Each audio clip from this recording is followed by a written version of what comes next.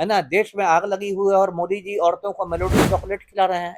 पूरी दाढ़ी सफेद हो गई है, तब भी कुर्सी से चिपके हुए हैं। नरेंद्र मोदी तो एकदम अहंकार में चूर हैं। जितना अहंकार रावण में नहीं था, उससे ज्यादा नरेंद्र मोदी में है।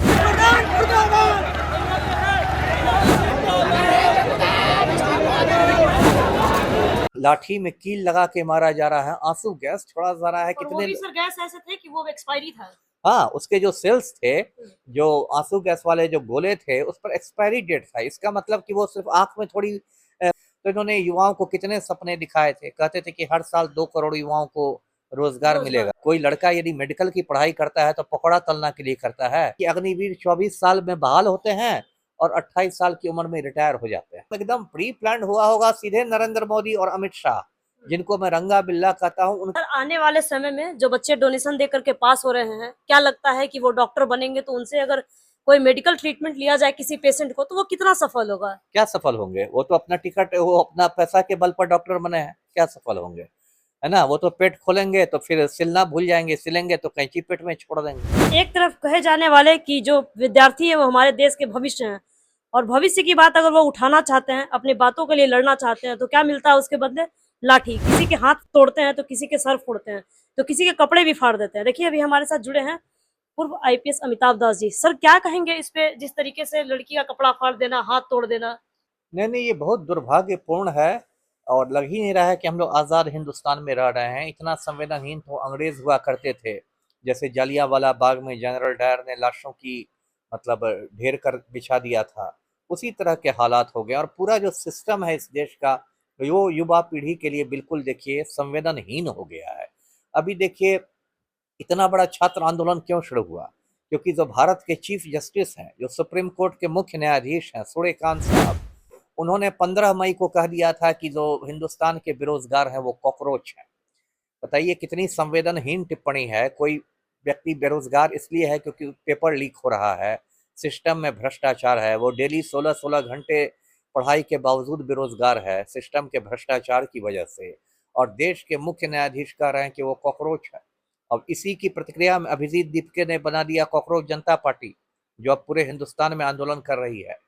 तो पूरा सिस्टम जो है वो संवेदनहीन है। आप प्रधानमंत्री को लीजिए, नरेंद्र मोदी को 2014 में जब ये पहली बार प्रधानमंत्री बने थे, तो इन्होंने युवाओं को कितने सपने दिखाए थे। कहते थे कि हर साल 2 करोड़ युवाओं को रोजगार मिलेगा, है ना। अब वो कहते हैं कि पकौड़े तलना भी रोजगार है। तो ये तो आप जले पर नमक छिड़क रहे हैं ना। कोई लड़का यदि मेडिकल की पढ़ाई करता है तो पकौड़ा तलना के लिए करता है। कोई लड़की यदि बीटेक की पढ़ाई करती है, इंजीनियर बनती है, तो पकौड़े तलने के लिए बनती है। तो प्रधानमंत्री को देखिए, अब देखिए रेलवे में पहले सबसे ज्यादा बहाली होती थी, अब रेलवे में बहालियां निकलती ही नहीं है। सेना में नियमित बहाली मोदी ने खत्म कर दी। अब भारतीय सेना में नियमित बहाली नहीं होती है, अब अग्निवीरों की बहाली होती है। और ऐसा मजाक है कि अग्निवीर 24 साल में बहाल होते हैं और 28 साल की उम्र में रिटायर हो जाते हैं। ये कितना बड़ा मजाक है इस देश के युवा के साथ कि देश का प्रधानमंत्री 75 बरस के हैं, पूरी दाढ़ी सफेद हो गई है, तब भी कुर्सी से चिपके हुए हैं। और देश का नौजवान जो है वो 28 साल की उम्र में रिटायर कर रहा है। इससे बड़ा मजाक क्या होगा? तो पूरा जो सिस्टम है एकदम संवेदनहीन है। अभी देखिए, ये 20 जुलाई को यानी परसों जो संसद के लिए कूच किया गया था, उसको दिल्ली पुलिस ने, आपने देखा होगा कितनी बर्बरतापूर्ण तरीके से ये किया, कुचला है। जबकि वो प्रत्येक हिंदुस्तानी का मौलिक अधिकार है शांतिपूर्ण तरीके से अपनी बात रखने का, देश का संविधान उनको अधिकार देता है। तो पुलिस ने क्या किया कि कोई गिर गया है, उसको 4 पुलिस वाले पीटे जा रहे हैं, पीटे जा रहे हैं, लगता है कि कोई खूंखार आतंकवादी हो।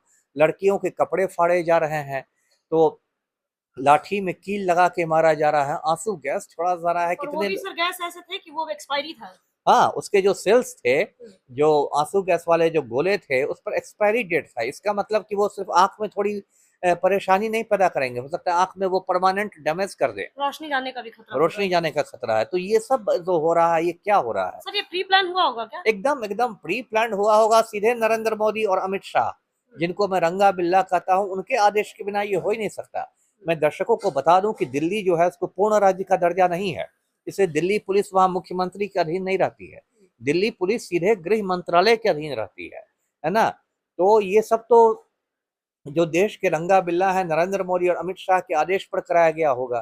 और कितने दुख की बात है कि जो आपके अपने देश की ही युवा पीढ़ी है और जो गोदी मीडिया में इनके दलाल बैठे हुए हैं वो इनको बदनाम कर रहे हैं। इससे पाकिस्तान का कनेक्शन है तो CIA का कनेक्शन है, तो कहाँ से फंडिंग हो रही है? अरे भाई, पेपर लीक कहाँ से हो रहा है वो आप पता नहीं कर सकते हैं, तो फंडिंग यहाँ से हो रही है तो ये आतंकवादी हैं तो वो हैं, तो ये बहुत ही गलत बात है। लेकिन देखिए, अब हर चीज का जब पाप का घड़ा भर जाता है ना तो फूट जाता है।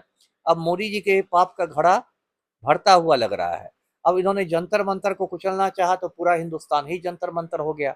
आज देखिए, पटना में इतना बड़ा प्रदर्शन हो रहा है, कई शहरों में हो रहा है, बनारस में हो रहा है, नागपुर में हो रहा है, बम्बई में हो रहा है, कलकत्ता में हो रहा है, कहाँ कहाँ आप रोकिएगा? प्रशासन बस यही करेगी सर, दौड़ा दौड़ा के लोगों को मारेंगे, हाथ पैर तोड़ देंगे। ये तो नहीं ना है, ये तो गुंडागर्दी ना है। हम लोग जो IPS की ट्रेनिंग करते थे हैदराबाद में, तो हमेशा यही सिखाया जाता था कि न्यूनतम बल प्रयोग करना है, मिनिमम यूज ऑफ फोर्स, मतलब न्यूनतम पर जोर रहता था कि आप युद्ध के मैदान में नहीं है। पुलिस को युद्ध के मैदान में नहीं लड़ रही है दुश्मनों से, वो अपने देश के नागरिकों को ही हैंडल कर रही है। तो ठीक है, बल प्रयोग कई बार जरूरी होता है, आप कीजिए, लेकिन वो न्यूनतम बल प्रयोग होना चाहिए। यहाँ तो मैं देखता हूँ कि लगता है कि पूरी जिंदगी का वो उसी से बदला ले लेंगे। अब कोई बच्चा गिर गया है, उसको 4 लोग मिलकर लाठी से पीट रहे हैं। कैसे पहचाने हैं कि जो बल प्रयोग कर रहे हैं उनके पास कोई बैच नहीं था, सिविल ड्रेस में थे, तो ये इसको कैसे देखेंगे हम लोग, कैसे पहचानेंगे? ये तो देखिए गुंडागर्दी है। एक्चुअली हमारे देश में सिस्टम एकदम ध्वस्त हो गया है। नहीं तो कायदे से तो इस पर राष्ट्रीय मानवाधिकार आयोग को, दिल्ली पुलिस को नोटिस भेजना चाहिए था। देश में मानवाधिकार आयोग है ना, उसको दिल्ली पुलिस को नोटिस भेजना चाहिए था कि क्या मजाक है, आप बिना नेम प्लेट के पुलिस वाले हैं। सुप्रीम कोर्ट को इसमें स्वतः संज्ञान लेना चाहिए था। Suo motu cognizance Delhi police commissioner को तलब करना चाहिए था कि आपने क्या मजाक बना रखा है, कैसे सब बिना नेम प्लेट के गुंडागर्दी कर रहे थे। लेकिन अब देश का जो सिस्टम है पूरा ध्वस्त हो गया है। ना मानवाधिकार आयोग सक्रिय है, ना सुप्रीम कोर्ट सक्रिय है, ना हाई कोर्ट सक्रिय है। लगता है पूरे देश में एक माफिया राज आ गया है। तो ये तो एक बहुत खतरनाक स्थिति है जी। आने वाले टाइम में लगता है सर, ये कंडीशन देख के, जिस तरीके से इतना जोरदार प्रदर्शन 2026 का पहला ऐसा हुआ है, बच्चे पढ़ेंगे, बच्चे इस पे खड़े उतरेंगे, बच्चे का दिल गवाह करेगा पढ़ने को। क्या पढ़ेंगे? पढ़ता तो आदमी ये है ना, जब उसको लगता है कि हम पढ़ाई करेंगे तो मुझे सफलता मिलेगी। जब वो सोचेगा कि मैं 16 घंटे पढ़ूंगा, लेकिन अंत में कोई पेपर लीक हो जाएगा और कोई 50 लाख में खरीद के वो सफल हो जाएगा और मैं फिर बाहर रहूंगा, तब वो फिर क्या पढ़ाई करेगा? तो फिर वही करेगा जो अभी कर रहा है, सड़क पर उतरेगा, संघर्ष करेगा, जिंदाबाद मुर्दाबाद करेगा।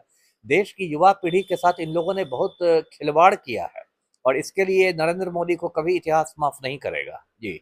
सर, आने वाले समय में जो बच्चे डोनेशन दे करके पास हो रहे हैं, क्या लगता है कि वो डॉक्टर बनेंगे तो उनसे अगर कोई मेडिकल ट्रीटमेंट लिया जाए किसी पेशेंट को, तो वो कितना सफल होगा? क्या सफल होंगे? वो तो अपना टिकट, वो अपना पैसा के बल पर डॉक्टर बने हैं, क्या सफल होंगे? है ना, वो तो पेट खोलेंगे तो फिर सिलना भूल जाएंगे, सिलेंगे तो कैंची पेट में छोड़ देंगे। तो ये तो पूरे देश की जनता के साथ, जान के साथ खिलवाड़ हो रहा है। और मोदी जी ने इतनी बातें बनाई थी कि विश्व गुरु बना दूंगा मैं देश को, देखिए उन्होंने देश का क्या कचरा करके रख दिया है जी। सर, अभी तक तो था कि धर्मेंद्र प्रधान जी का इस्तीफा चाहिए, लेकिन अब इन लोग कह रहे हैं कि मोदी जी का इस्तीफा। लगता है मोदी जी इस्तीफा देंगे? देखिए, कोई नेता मर्जी से इस्तीफा नहीं देता है ना। नेता जितना भी कुकर्म करता है, कर्म करता है, कुर्सी के लिए करता है, वो क्यों इस्तीफा देगा? लेकिन ऐसे हालात हो जाते हैं जब जन आंदोलन के सामने तानाशाहों को झुकना पड़ता है। अभी पिछले 3-4 साल में देखिए, भारत के पड़ोसी देशों में जन क्रांतियों के सामने भागना पड़ा। 2022 में श्रीलंका के राष्ट्रपति को भागना पड़ा था, गोटाबाया को, भीड़ घुस गई थी राष्ट्रपति भवन में। 2024 में बांग्लादेश की प्रधानमंत्री को भागना पड़ा, शेख हसीना को जान बचा के भारत भाग के आ गई, वहां भीड़ घुस गई प्रधानमंत्री आवास में। पिछले साल नेपाल में जेन जी क्रांति हुई तो वहां के प्रधानमंत्री को भागना पड़ा। तो ऐसे हालात हो सकते हैं, जो अभी जिस तरफ देश जा रहा है मैं देख रहा हूं, मुझे वो दिख रहा है भविष्य की ऐसे हालात हो जाएंगे कि नरेंद्र मोदी को अपनी जान बचाने के लिए देश छोड़ के आने वाले 20 से 25 दिन में लगता है ये ज्यादा और उग्र होने वाला है सर। बिल्कुल, बहुत तेजी से उग्र होगा और आप देखिएगा कि सरकार बुरी तरह घिर जाएगी। अब तो देखिए, किसान भी दिल्ली के बॉर्डर पर अभी है। पूरा पंजाब, पूरा किसान, पूरा पंजाब हरियाणा अभी दिल्ली के बॉर्डर पर है। राकेश टिकैत के नेतृत्व में सैकड़ों हजारों ट्रैक्टर हैं, क्योंकि भारत और अमेरिका के बीच जो व्यापार समझौता हुआ उसमें भारतीय किसानों के हितों का कोई ख्याल नहीं किया गया है। सर, कुछ एक्टर्स वहाँ पे बोल रहे हैं कि इस तरीके का हुआ तो चलो ठीक ही हुआ, क्योंकि बैठ के लोग बात कर लेते, इतना उग्र होने की क्या जरूरत था? नहीं नहीं, कौन बोले हैं? अरे उग्र तो इसलिए ना लोग होते हैं क्योंकि सरकार बातचीत के लिए राजी नहीं है। देखिए, डॉक्टर मनमोहन सिंह के समय भी अन्ना हजारे ने भूख हड़ताल की थी रामलीला मैदान में, है ना, लोकपाल के मुद्दे पर। लेकिन डॉक्टर मनमोहन सिंह को सत्ता का अहंकार नहीं था, उन्होंने अपने प्रतिनिधि भेजे थे, उनकी मांगे मानी गई, उनसे भूख हड़ताल तोड़वाई गई।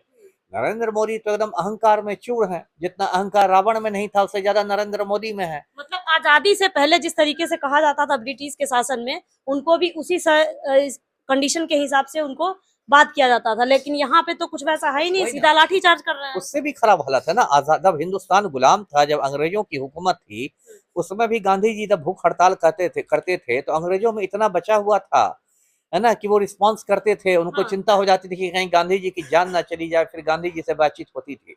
अभी जो सरकार है नरेंद्र मोदी की, तो ये तो ऐसा सत्ता के नशे में चूर है, अहंकार में चूर है कि इसको लगता है कि हम कोई बात ही नहीं करनी है ना। देश में आग लगी हुई है और मोदी जी औरतों को मेलोडी चॉकलेट खिला रहे हैं, ऐसे देश चलता है। देखिए, अब तक तो था कि धर्मेंद्र प्रधान जी इस्तीफा देंगे कि नहीं, लेकिन अब कहना है कि इस्तीफा उनका नहीं, मोदी जी का चाहिए। तो ये थे हमारे साथ अमिताभ दास जी, आपने सुना। आपका क्या राय है हमारे कमेंट बॉक्स में जरूर शेयर कीजिएगा। धन्यवाद।